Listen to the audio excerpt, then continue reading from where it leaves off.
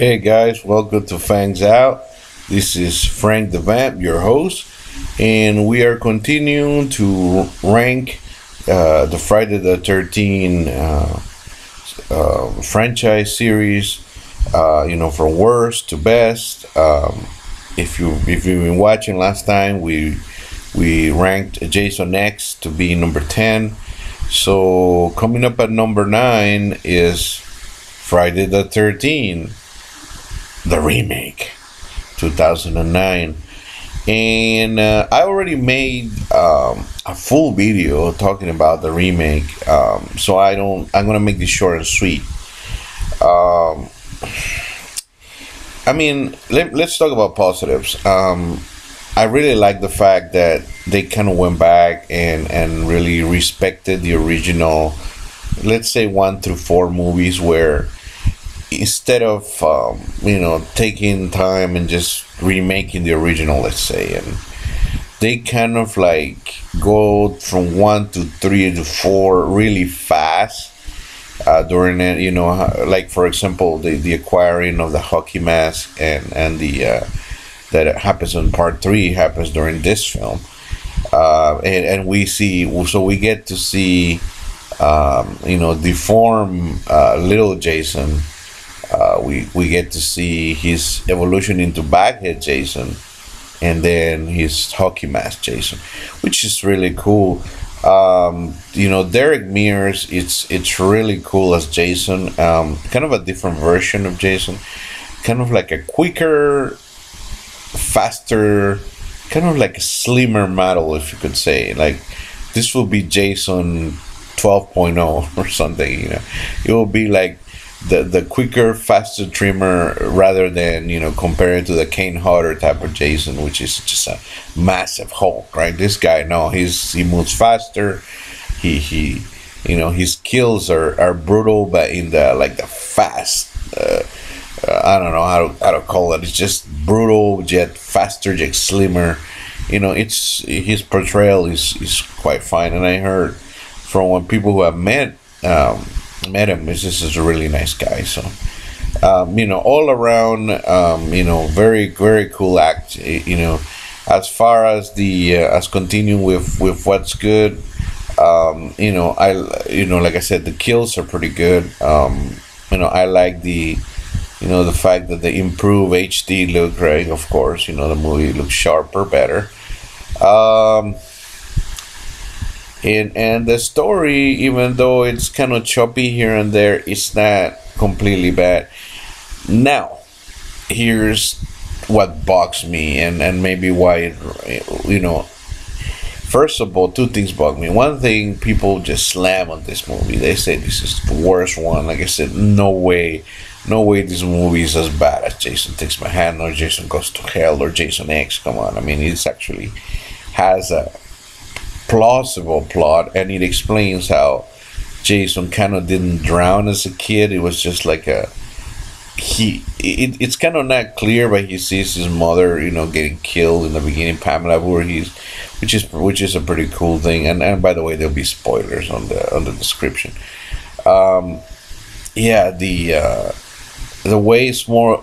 So he suffered some kind of trauma when he was, maybe, I don't know. I can't say this, but to me, like my rationale is he suffered some kind of brain damage, along with the horribleness of seeing the mother become a killer, and also become and see her getting killed as well. He traumatized Jason, messing him up, giving him some kind of bad psychosis.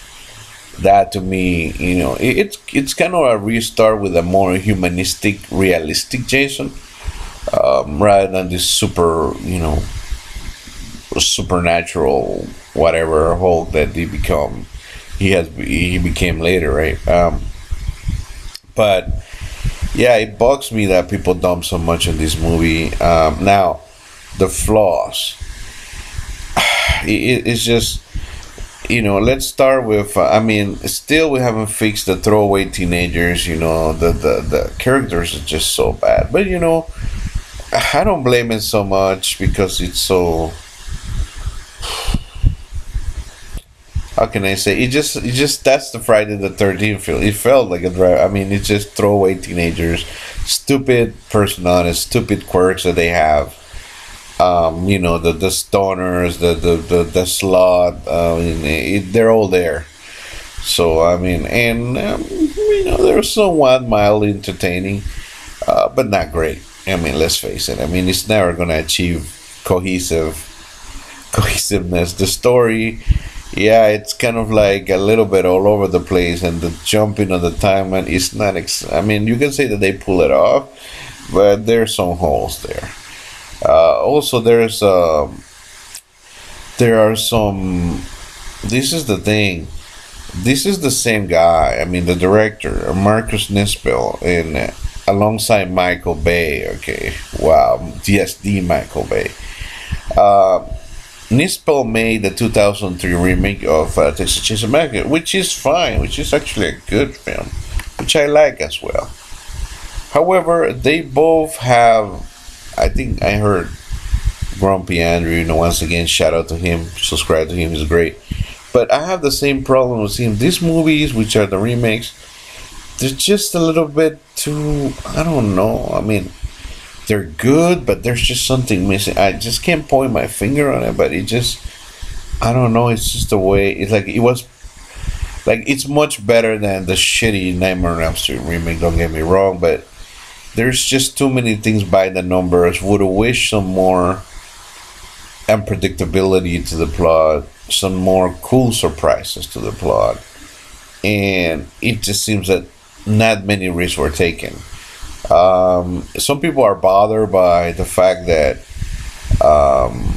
Jason kidnaps Whitney, kidnaps one of the girls, right? The main girl, the last girl, right? And that doesn't bother me as much, So you kind of reinvent and reimagine the character. It doesn't, because it just in the series, Jason's not a kidnapper. He's a killer. He just doesn't keep, even though supposedly resemble the mother and blah blah blah blah.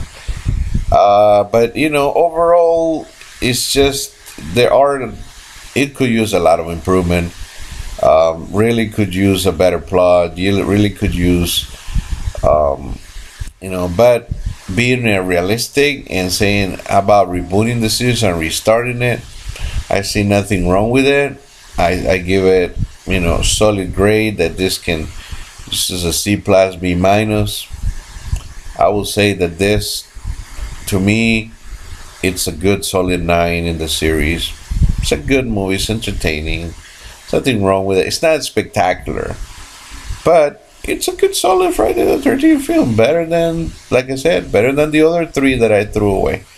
So that's that. If you want to know more about my opinion about this movie, check out my review. And expect a lot more surprises because things are getting hot. When we talk about the top 8, we may be hitting some nerves pretty soon. But to be honest, I think the real nerves will be probably getting down to 6 or 5. But we'll see. Take it easy. Stay tuned for more as the Friday the 13th franchises review continues.